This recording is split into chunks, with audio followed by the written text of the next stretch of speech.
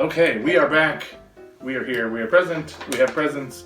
The presents are for you, and they are stories that make a lot of no sense. So I'll go ahead and read your stuff off first, and we'll do your stuff here first.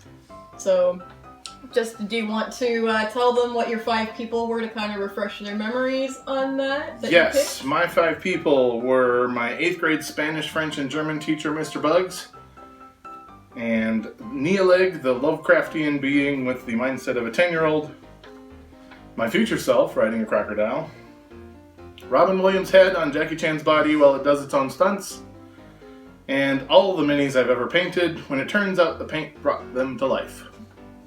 You already know the endings. It's no fair. You're making me nervous. Do you want me to tell you the people that I picked, or do you want me to reveal them as we go down? I think they want you to reveal as we go. Okay, Put them in the stories, and we will. So we'll reveal them as we go down the line. So I randomly rolled for order of who went in which number, just to make things fair. So, starting off, so how this is going to work is I'm going to read off the scenario. Gunter's going to tell me if he likes that scenario or if he doesn't want it to happen. If it's a yes, we put a little check mark and we keep going. If it's a no, we leave it blank. And then at the end, we're going to count up all the yeses, and however many yeses there are, that number scenario is what he winds up doing with that person. So, starting off.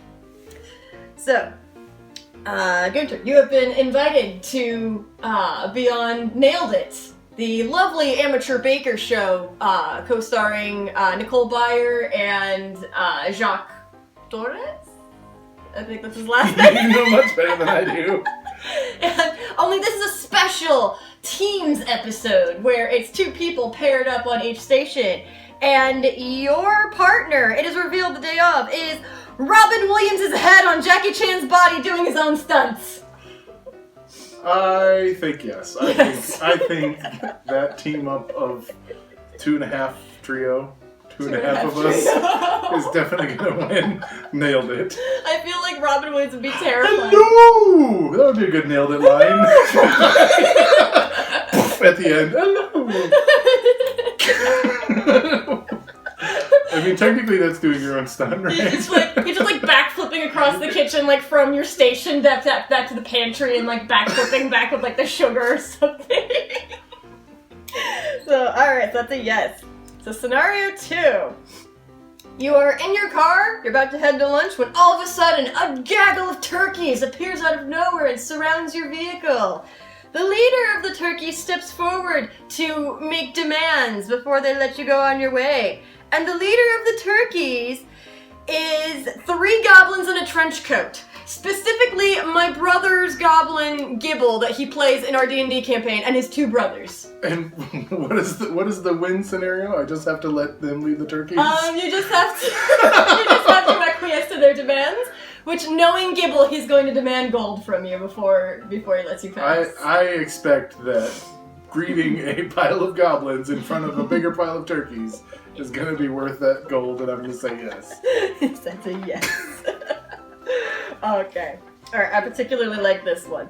So you are considering entering a dog show that has a huge cash prize. The only problem is, you don't have a dog. So as you're sitting in the parking lot thinking what to do, all of a sudden, you see him, Jack Sparrow, drunkenly riding the backs of 2 sea turtles across the parking lot. And this is the person that you have to convince to get in the dog suit.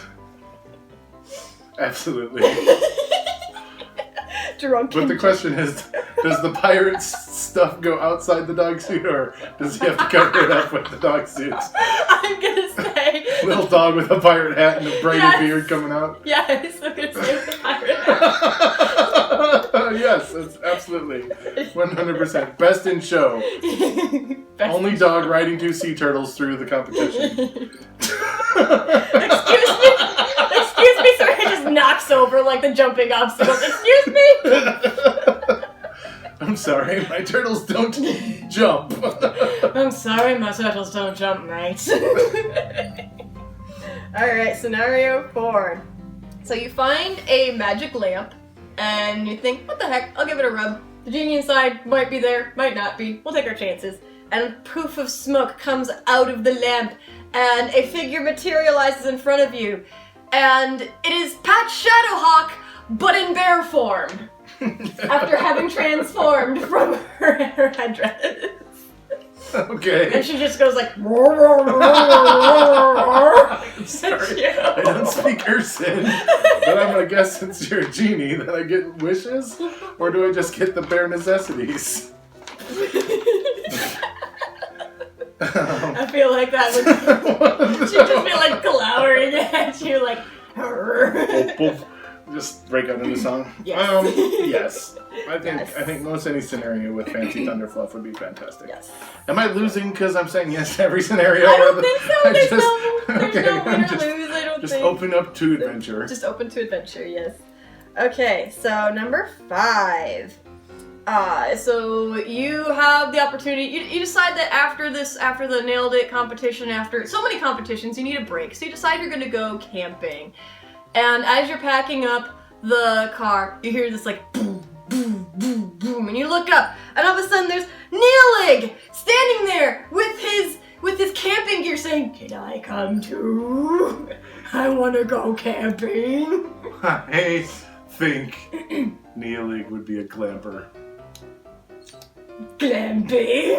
I mean, one, he's got the mind of a 10-year-old, so camping's gonna be super fun. I need to charge my phone somewhere. Yeah. Oh yeah, the glamping bit.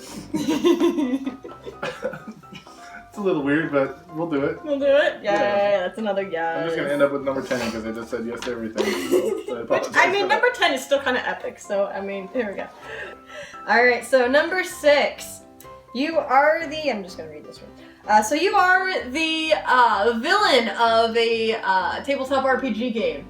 And there's this puny, pesky little hero that has gone and doggone it, they've gotten together a ragtag team of adventurers to come try to take you down, depower you, however they're going to deal with you. And this hero happens to be 50% Kip, 50% Neon, like straight down the middle. One side is Kip and one side is Neon from your D&D character. Okay. They are coming to defeat you. Wow, that's a lose-win scenario since Kip and Neon will always win everything they attempt at, except staying alive. Except staying alive. Boy. Are we referencing the coal chute incident with Neon? Maybe. Boy, that's tough because on one hand, I guess it depends on what kind of villain I would be, because on one hand, what better a time to be defeated and start my redemption arc than be defeated by my own by your own creation, yes. There's something Frankensteinian about that. Yeah, I'll do that. Yes. If anybody has to defeat me, it might be somebody that I created. It is one be you. Okay, so this one's gonna be a little interesting.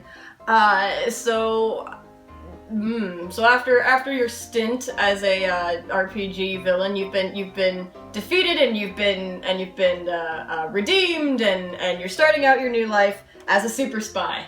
And your first assignment is you have to impersonate this person for a week to get the intel that you need.